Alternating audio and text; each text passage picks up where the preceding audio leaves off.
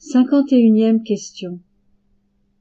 Quelle est la manne cachée dont il est fait mention au second chapitre de l'Apocalypse? Dans son sens le plus élevé, cette manne cachée semble faire allusion à l'invisible divine volonté qui sera donnée comme nourriture spirituelle de base aux vainqueurs, c'est-à-dire à ceux qui, dans les derniers temps, surmonteront les très grandes tentations du monde, du démon, de la chair et les faiblesses de la volonté humaine. 52e question. Saint Paul a écrit qu'il était monté au 3e ciel. Quel est ce 3e ciel? Que sont les premiers et 2e ciels? Il semble que le 3e ciel correspond à l'état général de gloire, de bonheur et d'activité des âmes qui eurent le bonheur de vivre la vie de la divine volonté quand elles étaient sur la terre. Le second ciel pourrait être cet état général de gloire, de bonheur et d'activité des âmes qui ont gagné le ciel au temps où notre Seigneur était encore sur la terre, ou encore celles qui l'ont fait par le moyen des 7 sacrements institués par Jésus pour donner la grâce, et cela sans être parvenus à la connaissance et à la possession du don de la divine volonté.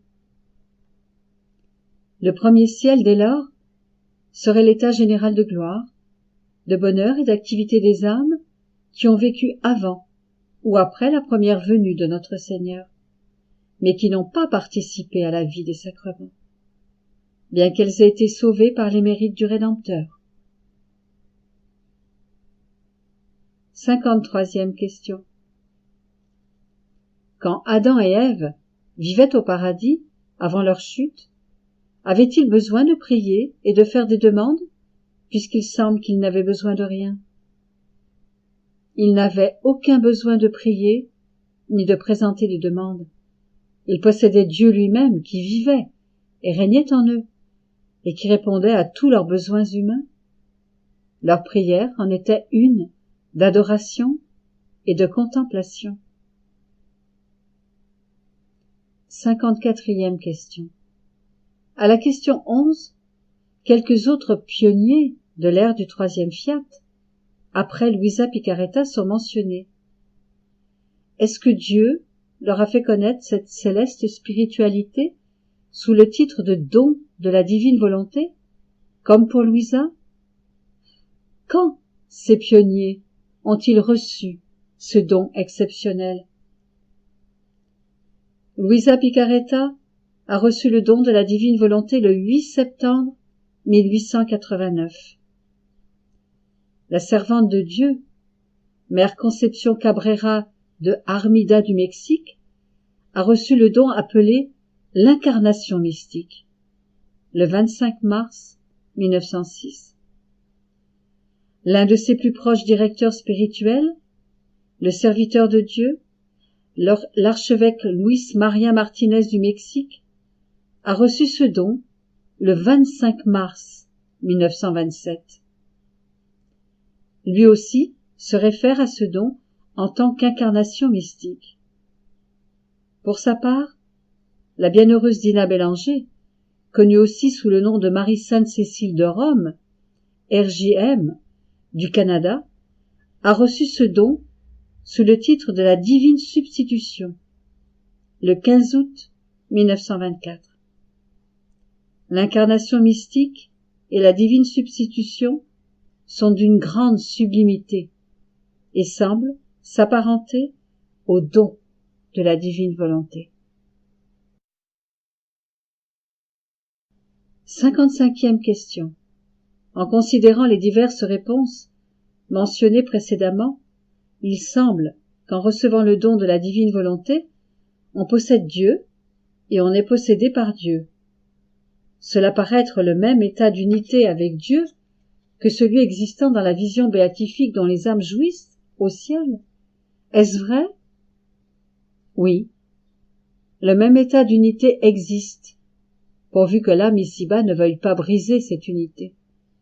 Pendant qu'elle poursuit son existence sur la terre, le voile de l'humanité de la créature obstrue la vision directe de Dieu et la béatitude complète qui l'accompagne.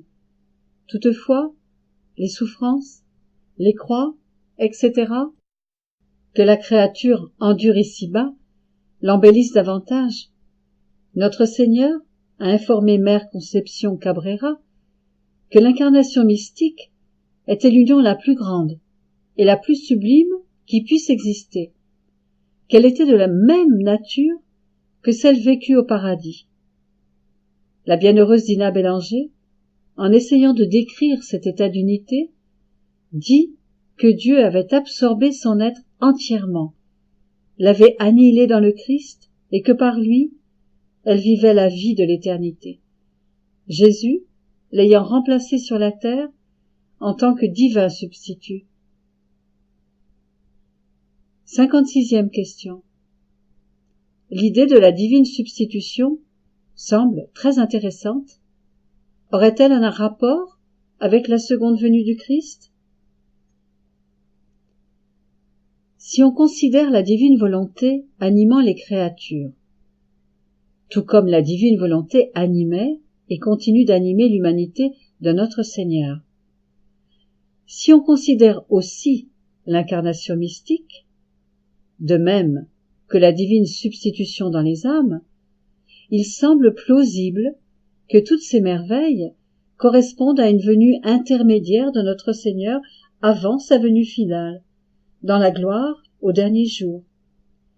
Il semble très possible que Jésus va régner avec, ou en, toutes ces âmes, divinement sanctifiées un certain temps, qui pourrait équivaloir à ce qui est mentionné dans l'Apocalypse.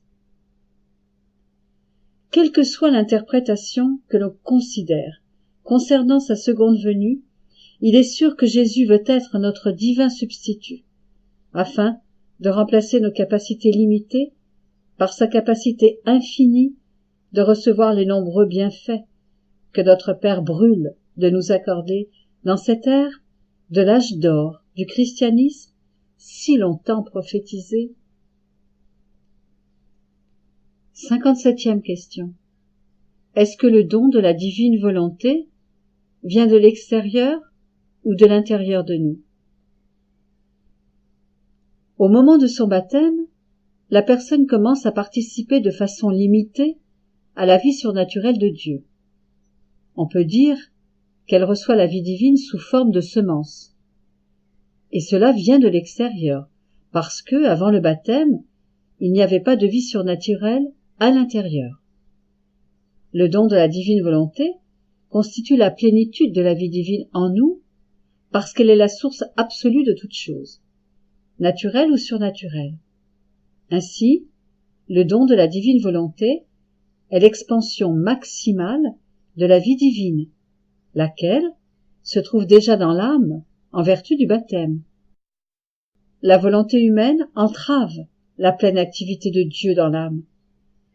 Quand on offre sa volonté humaine en échange de la divine volonté, l'obstacle est enlevé et le soleil de la divine volonté commence à opérer dans l'âme, lui permettant d'accomplir la volonté de Dieu comme Dieu lui-même l'accomplit. 58e question. Il semblerait que la connaissance soit ici un élément clé. Est-ce vrai? Très certainement. La connaissance du don de la divine volonté est la clé qui ouvre la porte à ce don. La connaissance et le don lui-même vont de pair. Si quelqu'un ne connaît pas, il ne peut désirer, apprécier et posséder. Supposons qu'un mendiant vit dans une hutte et qu'un roi vient le visiter et dépose $1 million sous son lit, à son insu. Si le mendiant ne découvre jamais le million, il restera un mendiant. Mais s'il découvre la fortune cachée sous son lit, il deviendra très riche. 59e question. Il semble que l'image du soleil nous fournit un moyen utile de faire des analogies pour bien expliquer les concepts concernant la divine volonté. Est-ce vrai? Oui. de tout ce qui existe dans la nature, le soleil offre les meilleures analogies. Une analogie excellente est de considérer que le soleil est la source de sa lumière et de sa chaleur qui apporte tant de bienfaits à la terre. Le soleil peut être comparé à la divine volonté et ses rayons aux grâces innombrables qui en découlent. Quand une âme est baptisée, on peut dire qu'elle est amenée à la lumière de la grâce émanant du soleil de la divine volonté. Cette lumière embellit l'âme et renforce sa volonté. Au ciel, l'âme se fond dans le soleil, c'est-à-dire dans la divine volonté, et ne fait qu'un avec lui, tout en gardant son identité propre. L'âme a été complètement divinisée, et cela constitue l'état le plus élevé d'unité avec Dieu qu'il soit possible d'atteindre.